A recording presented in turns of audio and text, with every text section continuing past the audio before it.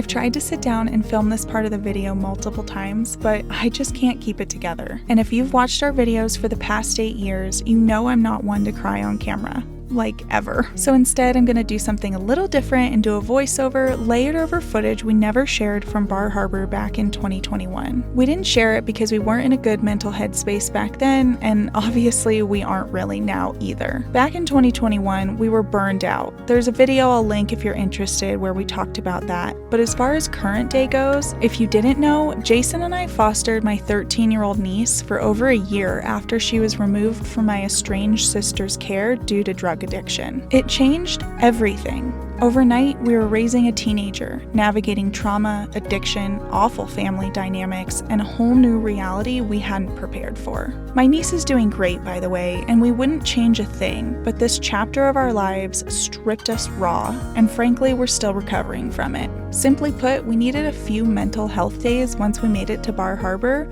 so we only got out for one full day in Acadia National Park. Thankfully, it reminded us that even small moments outside can shift everything inside. So let's get into it.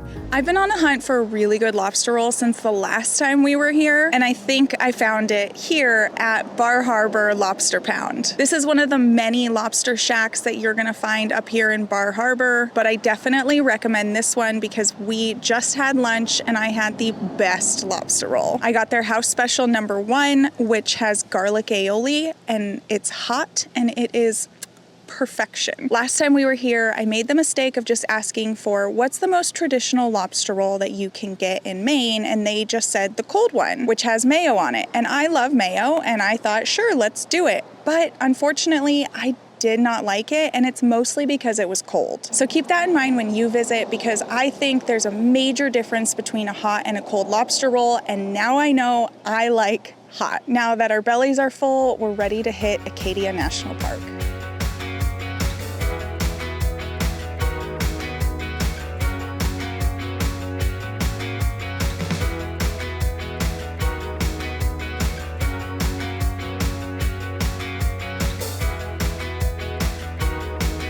Don't ask me how we did this again, but we find ourselves next to a 12-foot 2-inch bridge. And just like we got out in Alaska and measured, although that was a 12-foot bridge, we decided we couldn't get underneath that one in Alaska. I do think we can get underneath this one, but we're gonna measure again just in case, mostly because we got new tires and we think that might have actually made us shorter. So there's a parking lot here. We figured let's just pull over, do a quick measurement, and have 100% confidence that we can make it under this bridge. Okay, the AC is 14 inches off the roof. Okay. Okay. That's touching the ground. All right, 128. So 128 plus 14. So we're back in the car. We're ready to go. I threw a little GoPro up there so we could watch it on the phone as we go through. So let's see. This better work because this is a one-way road. We literally can't turn back.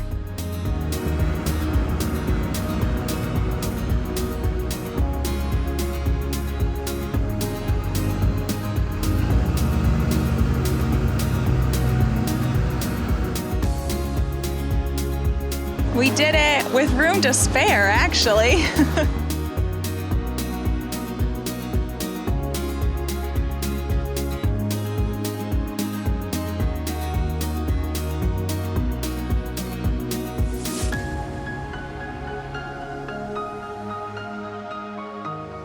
This park has been a doozy with the RV. Even after we passed that 12-2 bridge, we went through the entrance station and they gave us an RV specific map that is already marked up with all of the bridges and roads that RVs can't go on.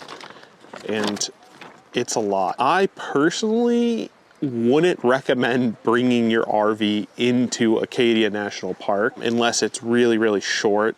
But most, Class C's or especially A's, I don't think I would recommend driving around. They do have a bus system you can use, and so I'd recommend taking that, because I do think dogs can actually go on it and it's free, so why not? But we have made it all the way to Flying Mountain Trailhead, and since most of the trails in Acadia National Park are dog friendly, including this one, we're gonna go for a quick 1.5 mile hike with Carmen up to the top of the trail and see what we can see.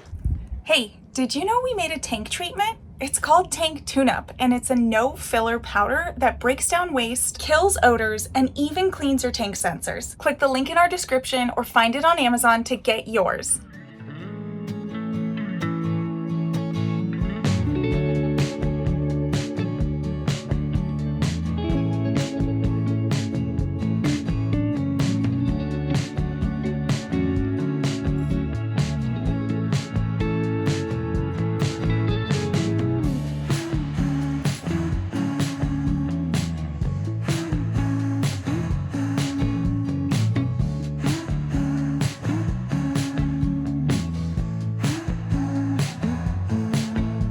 We made it to the top of the hike, which is a 300-foot elevation gain, and behind me we have a beautiful view of the Somme Sound. And this was created by a glacier. However, this is not a fjord, it's a fjord. And the difference is because there's not a huge mountain range on each side, and it's not very deep. So you can consider a fjord basically a baby fjord.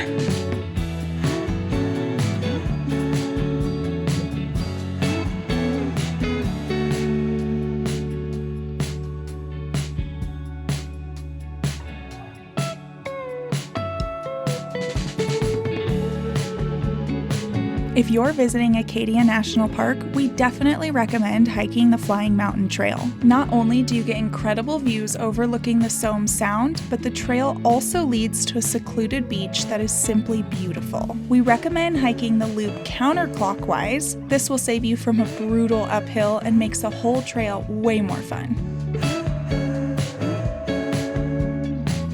We made it back to our campground. We are camping at Mount Desert Narrows, which is actually a 1,000 Trails campground.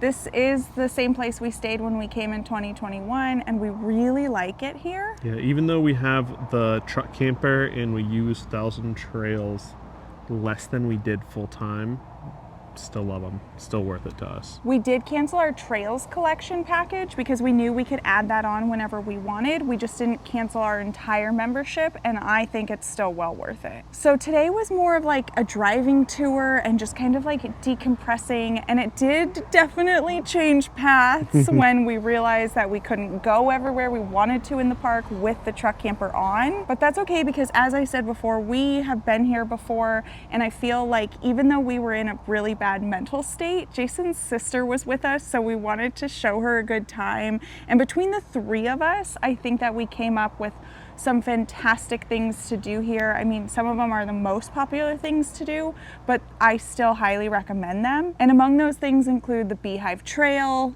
Jordan Pond. Make sure you go to the tea house and get popovers and tea. Sunrise at Cadillac Mountain was stunning, highly recommend it, and that's coming from me who hates to get up in the morning. And Thundering Hole, I think, was the other big one. We biked the carriage roads when we were here too, which we learned today are dog friendly, so you can also walk them with your dog. Those were our highlights, but there are so many things to do. Like, this is one of the national parks that I actually feel like we're gonna keep coming back to because you have so many options, and that's not even including going to downtown Bar Harbor. Yeah, or hiking to Bar Island when it's low tide. That's another big thing. Yes, and you could take the ferry to the other islands that you can only get to via ferry. So you cannot see everything there is to see in one visit. I think those are our highlights and recommendations. This is our last night here. We are heading into Canada tomorrow, and we are super excited about it. So don't forget to subscribe so you can join our adventure.